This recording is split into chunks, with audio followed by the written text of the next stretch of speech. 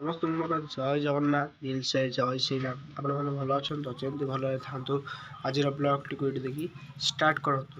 ତ ସମସ୍ତଙ୍କର ଜୟ ଜଗନ୍ନାଥ। ଆଜି ହେଉଛି ମୋର ଜାଣିଥିବେ ଆଜି ମୋର ଜନ୍ମଦିନ। ଯେହେତୁ ମୋର ଥଣ୍ଡା ହେଇଯାଇଛି କିଛି ମାନେ ଭଲ କହିପାରୁନି। ଆଜି ହେଉଛି ମୋର ଜନ୍ମଦିନ। ତ ଜନ୍ମଦିନରେ ଆଜି ସବୁ କ'ଣ କେମିତି ହେଉଛି ଆପଣମାନେ ଦେଖିବେ। ତ ମୁଁ ପିୟୁଷ କୁମାର ଦାସ ଆପଣମାନଙ୍କୁ ସ୍ୱାଗତ କରୁଛି ଆଉ ଗୋଟେ ଫ୍ରେଶ୍ ନୂଆ ବ୍ଲଗ୍କୁ। ତ ଯାହା ବି ହେବ ଆପଣମାନେ ଭିଡ଼ିଓଟାକୁ ଫାଷ୍ଟରୁ ଲାଷ୍ଟ ଦେଖନ୍ତୁ। ଫାଷ୍ଟରୁ ଲାଷ୍ଟ ଦେଖି ଭିଡ଼ିଓଟାକୁ ସବସ୍କ୍ରାଇବ୍ କରନ୍ତୁ, ଲାଇକ୍ କରନ୍ତୁ, ସେୟାର କରନ୍ତୁ, କମେଣ୍ଟ କରନ୍ତୁ। ଫୁଲ୍ ଦମ୍ରେ ଭିଡ଼ିଓଟାକୁ ଷ୍ଟାର୍ଟ କରିବା।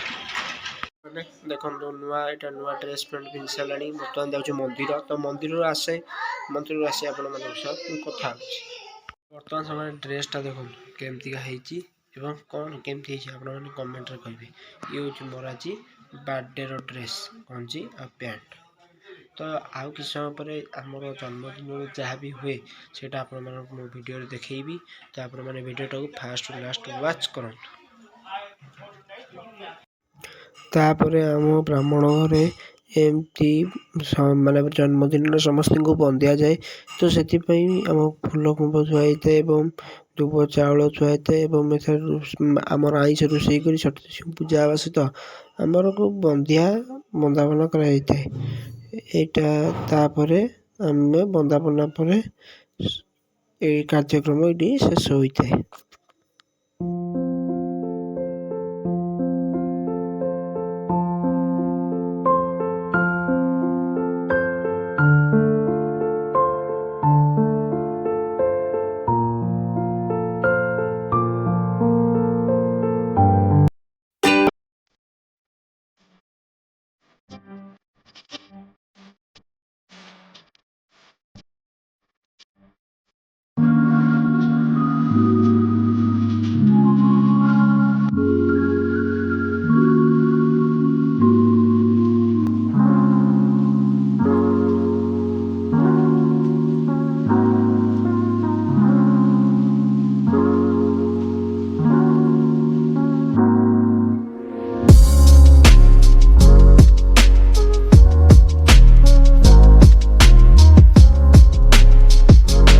ଭିଡ଼ିଓଟାକୁ ଲମ୍ବା କରିବାନି। ଭିଡ଼ିଓଟିକୁ ଭଲ ଲାଗିଲେ ଲାଇକ୍ କରନ୍ତୁ, ସେୟାର କରନ୍ତୁ, କମେଣ୍ଟ କରନ୍ତୁ, ସବସ୍କ୍ରାଇବ୍ କରନ୍ତୁ।